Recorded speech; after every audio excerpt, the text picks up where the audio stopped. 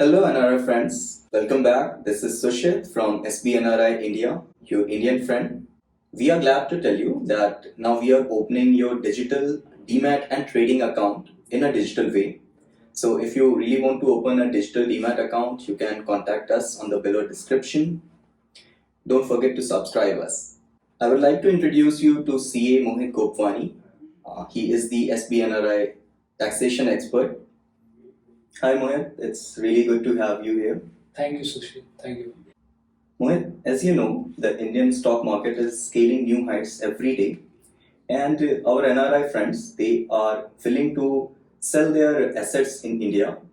So they have plenty of doubts and queries which we really shared with us, where we expect your answers. Okay, and they are expecting some response from your end about how they can save taxations on the capital gains. So today we will be discussing about the same, the queries on taxation gains from investments in India. Dear friends, we will try to answer all your questions in 5 pointers, and Mohit will be helping us with all your answers on that. So Mohit, first question to you is on the investments that is being made by our NRI friends in India. So in which country they will have to pay taxes for the same? Right. So the taxation of assets that are located in India will be in India. So irrespective of the place where the NRIs are located, they could be in Australia, they could be in UK, they could be in USA. However, if the assets are located in India, then whatever capital gains are generated when they sell these assets, the capital gain tax liability will arise in India. So irrespective of the place of the NRI, if the asset is located in India, then the NRI will definitely have to pay tax in India. Depending on the DTAA, the NRI will most probably have exemptions in their country of residence, but that will depend on a case-to-case basis, depending on their country of residence and the DTAA that India has with their country. So what Mohit is conveying here is, if you are making investments in India, so for sure if there is capital gain, then you are liable to pay taxes in India. But there could be some differences with respect to the country where you are residing. Am I right? Yes, exactly. My second question, Mohit, to you is on the assets. So when we say assets, there are multiple assets. Can you please explain about the categorization, how exactly they are categorized, and what are the assets where people are investing in India? Right. So assets can broadly be categorized into two classes. These could be listed assets like listed equity instruments and debt instruments, or they could be unlisted assets.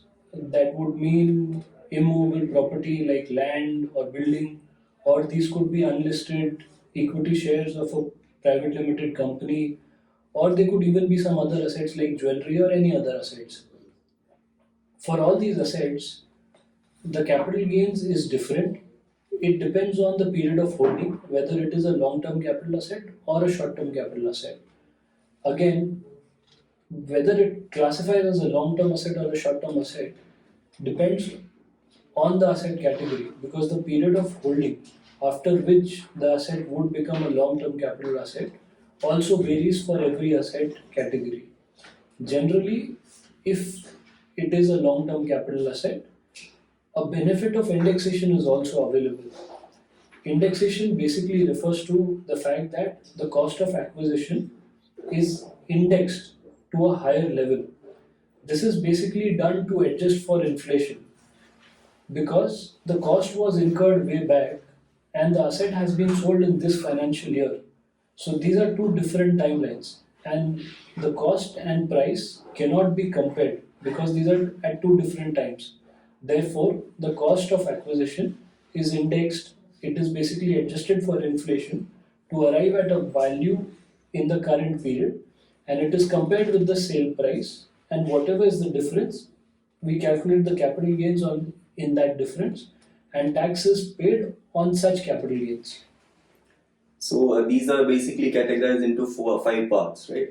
Yes. Indexed, non-indexed, and it comes under equity and debt, and then movable and immovable, right? Right.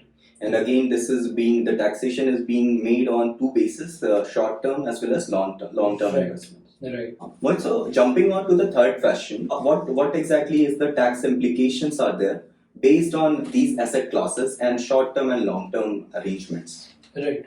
So, if we talk about equity assets, because most of our NRI friends have been investing in equity assets, be those equity shares of Indian companies or equity oriented mutual funds. So, in case of equity assets, the period of holding is 12 months. So, if they are held for more than 12 months, it becomes a long term capital assets. In case of long term capital gains, tax is charged at 10% at a flat rate of 10%. However, an exemption of rupees 1 lakh is available every year. So, if there is a capital gain, long term capital gain on equity shares of only 1 lakh, then that will be totally exempt. However, capital gains beyond that will be taxable at a flat rate of 10%. If there is a short term capital gain on equity assets, that will be taxed at 15%. This was about the listed equity assets. If we look at listed debt assets, then the capital gains is generally charged at 20% with indexation benefit in case of long term capital assets. And if it is a short term capital asset, then the tax rate is the slab rate that is applicable to the particular individual. So it will depend and it will vary on each individual depending on what is the total income and if there is any other income. So the slab rate that applies to that individual will be the same rate that will apply to the short term capital gain. Considering other assets, be it immovable property or unlisted shares or other assets like jewelry, again, if it is a short term capital gain, it will generally be taxed at a slab rate. However, if it is a long term capital asset, it will generally be taxed at 20% with indexation benefits. In case of unlisted shares, again, the tax rate is 10% with indexation benefits. In case of listed equity, as we already discussed earlier, it is a flat rate of 10%. Indexation benefit is not available. However, the grandfathering clause is there to protect the interests of our NRI friends. Thank you, Mohit. I think it clarifies and you went to depth into this. Yes. The categorization of these asset classes and the tax implications on each of them may seem a bit tedious to you. So, for any doubts, do not hesitate to contact your taxation expert. For any doubts, you can also write down to us on the below number. Write your queries here. Coming on to the fourth question, Mohit. So, we would like to know that when our NRI friends they are making investments in India, so is there any way where they can think of or there is a chance where they can save on the capital gains? Right. So a lot of investors have realized their capital gains in this year because the stock market is scaling new highs every day. So there is definitely possibility to save capital gains, but it has to be done before the year ends. So if the NRIs have generated short-term capital gains, then they can invest in certain assets like that are available under Section 80C.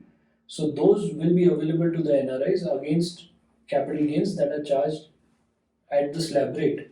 However, if they've generated long-term capital gains, then benefits are not available against long-term capital gains because long-term capital gains are charged at a special rate, which is generally 10% or 20%. So those deductions are not available. In that case, there are certain other sections like 54, 54EC, 54F, where the sale proceeds that have been generated because of the capital gains can be invested in certain specified assets. And if that is done, then that will help us to save our capital gains tax liability. So basically, you have an opportunity to save your taxation. It just requires some planning. If you do it, you will be able to save some. Yes, definitely. So, Mohit, the fifth question is on demand. That comes on the exemption limits. Whether there is an exemption limits which is available and which an NRI can get or not. So there is a basic exemption limit of 2.5 lakhs, which is available to all individuals, be it residents or non-residents. So generally, even non-residents can avail of that basic exemption limit. However, with respect to long-term capital gains, since they are charged at a special rate, the non-residents cannot utilize the basic exemption limit against such incomes.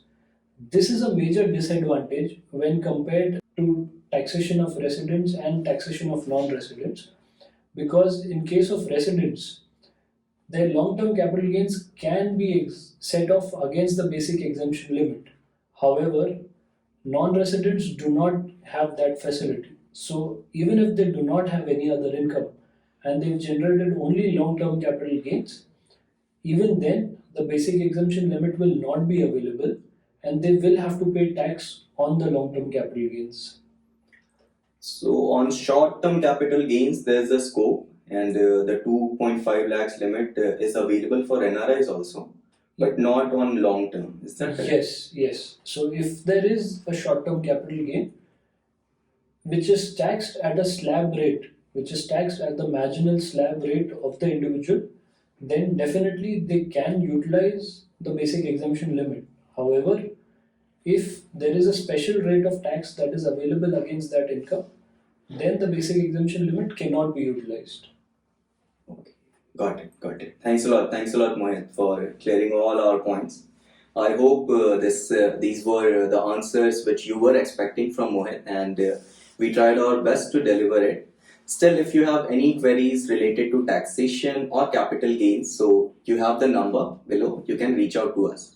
So friends, I hope you liked the video. We'll be coming up with more videos on capital gains, on discussing on different asset classes. So don't forget to like, subscribe and share the video. Thank you.